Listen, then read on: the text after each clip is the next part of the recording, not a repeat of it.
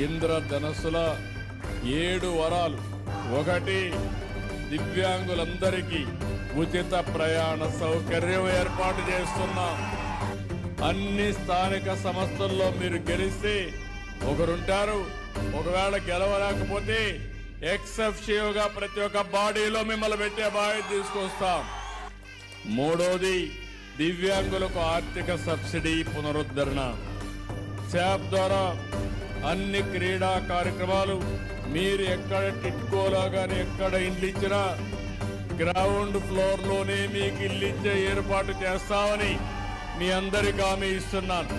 6, వినికిడి లోపం ఉన్న విద్యార్థుల కోసం ప్రత్యేక డిగ్రీ కాలేజ్ ఏర్పాటు చేస్తాం. అమరావతిలో విభిన్న ప్రతిభావంతుల కోసం ఒక భవన్ ఏర్పాటు చేస్తాం.